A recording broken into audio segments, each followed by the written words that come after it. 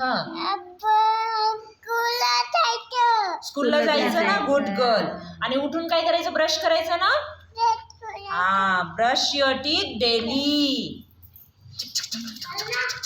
Brush your teeth daily. Good. Have a bath daily. आंघोळ करायची छान छान. ओके, अशी अशी आंघोळ छान असं शो.